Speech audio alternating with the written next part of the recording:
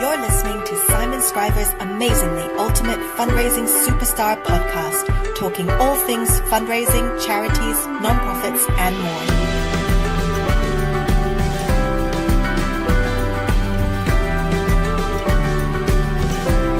Here's your host, as always, Simon Scriver. Hello, you are very welcome here today. And who I have with me today is Susan Morgan, who is the director of the Tony Elischer Foundation. Hello, Susan. Hello, Simon. Thanks for inviting me here. You're very welcome. And thanks for taking the time. We're at IFC at the moment in Amsterdam. So thanks a million for finding a few minutes for me. I know you're busy mixing. Absolutely. I'm very, very tired, but having a fantastic time with lots of amazing fundraisers. You're pushing through it. And actually, are you partying? No comment. Yeah, fair enough. And so we've been talking. I mean, I met you last year. I think was the first time I met you. But obviously the name Tony Elischer is kind of infamous in the fundraising sector. And obviously the reason the Tony Elischer Foundation came around. For the people who aren't listening, who is Tony?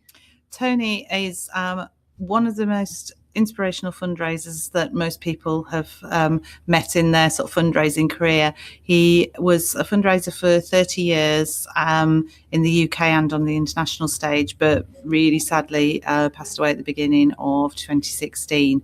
And since then, we've set up a foundation as his legacy in fundraising to inspire the next generation of fundraising leaders. Wow. How did you know him personally? I knew Tony for best part of 15 years, because the first time I knew him was when he spoke at a Red Cross conference when I worked for the British Red Cross. Okay. And he was this fantastic sort of speaker there. And then a few years later, I became involved with Think Consulting Solutions, and have been an associate with them ever since. So I worked with Tony, and he was our kind of the leader of the team that I worked with. What was he like to work with? I can't even imagine. Energetic, excited, fun, learn huge amounts. You know, it's just such a privilege to sort of work with somebody like that. Because he had that energy all the time, didn't he, really? Yes. Like it wasn't just on stage. He didn't just turn it on. No, he did have that energy all the time, but he also had the ability to know when to really focus on what was really, really important and get out of you as an individual sort of the most important thing and really guide you on the things that you should do, which is kind of why we've ended up sort of setting up a mentoring program in his name, because that was one of the things that he did so well. He had lots of influences on people in small ways, in big ways, but he was really good at spotting the talents in individuals and guiding them to sort of be the best fundraiser they could be. Yeah, absolutely. I remember when he passed away, and a few of my fundraiser friends kind of said what an impact he'd had on them, and I didn't even realize, but people in Canada, people in the US, people in Norway who he had kind of taken under his wing. He obviously had a very big wing. And I think that's something that I hadn't quite realized, because I got to work with him on a sort of a weekly basis.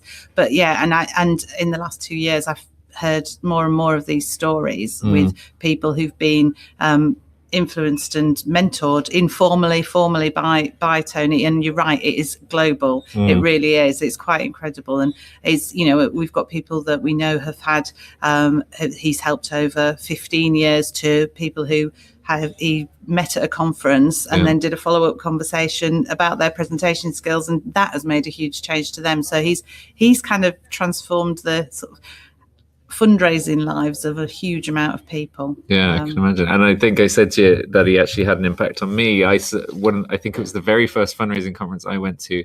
He did the opening and Stephen Pigeon did the closing, or maybe it was the other way around. And I'd never seen anything like that.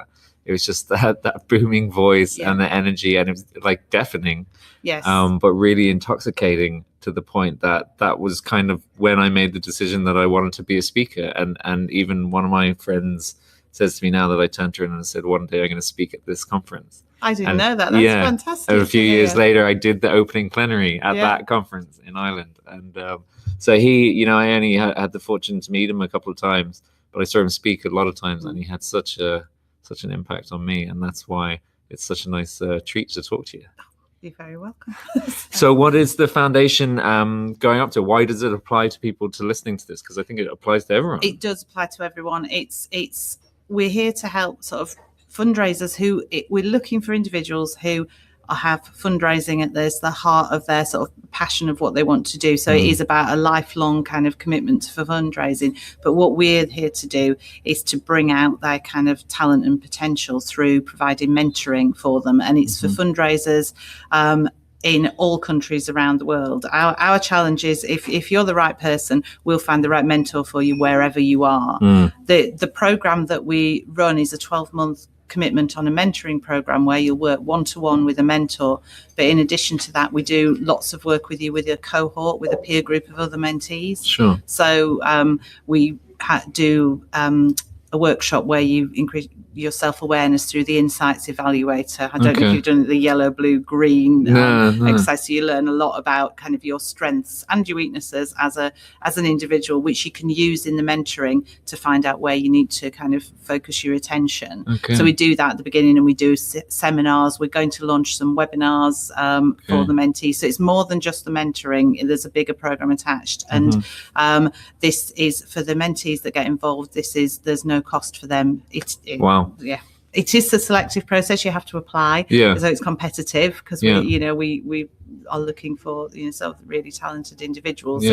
But we'd encourage anybody who sort of thinks a mentor would be good for them to have a look at the website, get in touch with me, and I'm very happy to talk to them about it. Wow, amazing. So basically, fundraisers, people who have a love for fundraising, who want to see their career progress, want to get out there a bit more, and maybe don't have the tools to do it, or just need a bit of guidance to do that. That's right. Who you're for.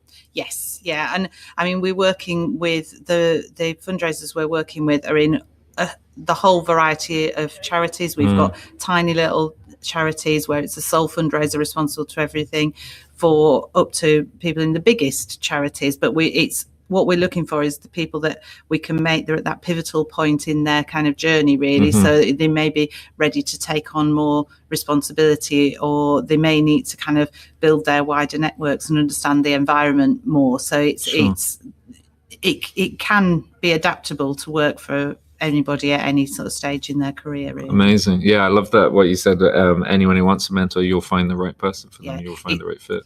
It's all about the matching. It's although there is a kind of a program over 12 months, it's not. We have an awful lot of mentors. We're so lucky that these fantastic people have volunteered to come and work with us.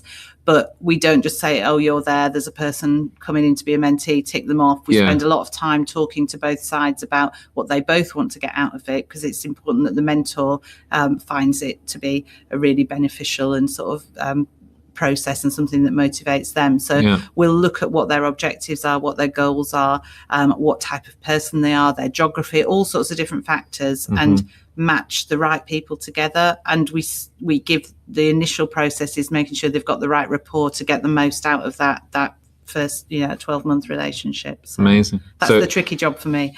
Yeah, it sounds like you're busy matchmaking around the world. So anyone who's interested in mentoring as well, anyone who's kind of established, they should get in touch with you as well. Yes, please. So basically everyone should get in touch with you, because everyone needs a mentor, and everyone should be a mentor, I think so. And it can be at this stage, in your career, it can be at a really senior stage in your career. Everybody can get involved in this in a way that is beneficial for them and for all of us as a fundraising profession.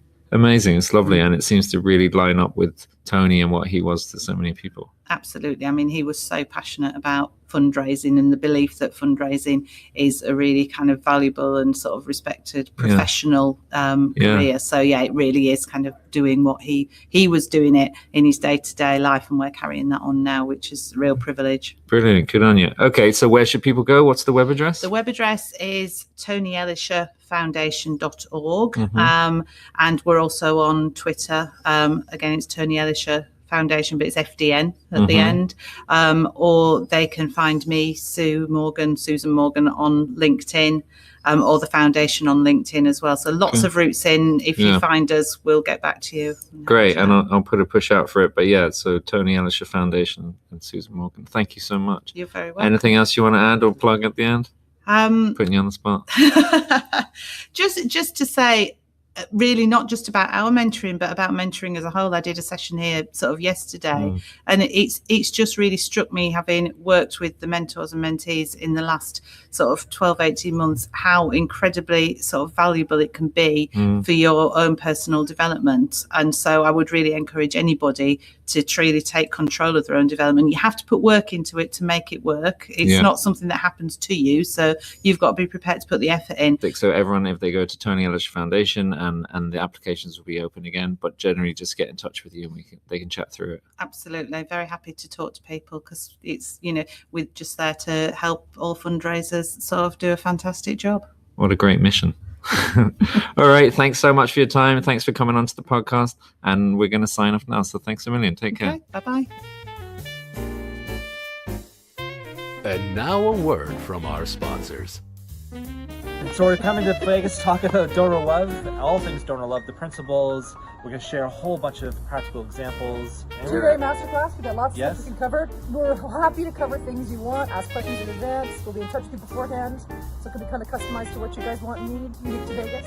Yeah, a nice open space for everyone so that we can deal with your actual issues that you're going through and share lots of information and stuff like that. It's going to be awesome. We'll be there January 16th? 18th to 19th. 18th and 19th. In the Golden Nugget in Las Vegas. And you should go to afblasvegas.com.org. afblasvegas.org. And our website is donorloveacademy.com, and the details of that event and any other event coming up will be on there. See you Vegas. See you Vegas. Vegas. Had 4 very exciting people running it, and it was each had a different style, a different perspective, and the material was great. It's something that I really believe in, but they gave me a lot of new ideas and a lot of new things that I can take back home with me.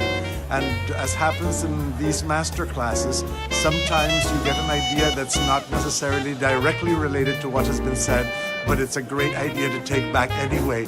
So I am grateful to the presenters because they were really entertaining, they were wonderful, all in different styles, as I said, but really great. And I would be happy to take a masterclass from them again. You've been listening to Simon Scriver's Amazingly Ultimate Fundraising Superstar podcast. Don't forget to subscribe and head over to changefundraising.com to learn more or get in touch with Simon. Or don't, whatever.